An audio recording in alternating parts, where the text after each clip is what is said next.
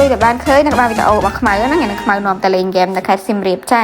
បងប្អូននៅខេត្តសៀមរាបតែអត់ដឹងថាកន្លែងហ្នឹងគេនៅណាចាំខ្ញុំតម្លាក់ឈ្មោះនៅក្រៅវីដេអូអ្នកនរគ្នានៅចុងវីដេអូយីមីចៅចានិយាយទៅឥឡូវហ្នឹងគឺយើងជិះទៅដល់ជិះតុកចាតែធ្វើខ្លួនដូចមហាថៃមីលីណាអញ្ចឹងចាហើយក៏លួនវិញថាខ្មៅคลิกtrong ngàyពាក់ផ្ទាត់ទេកាន់ស្កបោបអីណានេះថ្ងៃ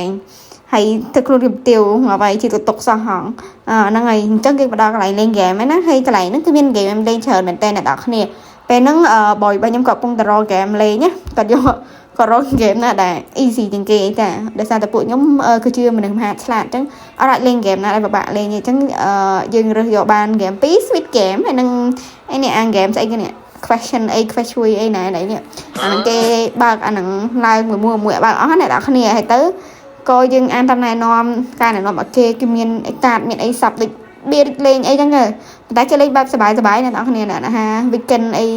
ខ្សែទឹកតនេនាំបងប្អូនទៅលេងអីចឹងទៅចាហើយកន្លែងហ្នឹងខ្ញុំឲ្យគាត់សួរសំណួរខ្ញុំចា Come on babe give me some question Is your player wearing earrings No ងល់ហើយសើចព្រមហ៎ថ្ងៃសើចចេញមក fake សើចបងហ្នឹងឯងចាហើយហ្គេមហ្នឹងស្អីទេគេមានច្រើនមែនតើតែហ្គេមដែលខ្ញុំមិនចេះលេងហ្នឹងណាហើយទៅយើងក៏បកមកលេងអញ្ចឹងពួកយើងបកមកលេង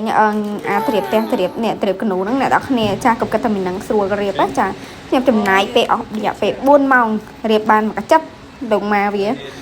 គួយរៀបដល់ចង់បែកព្រីភ្នែកចង់និយាយចឹងហើយនឹងជាប់ចកេះហ្មងនិយាយមែនហើយបើនេះត្រៀបបានប៉ុណ្ណឹងគ្រប់ចកចៃចាអូខឹង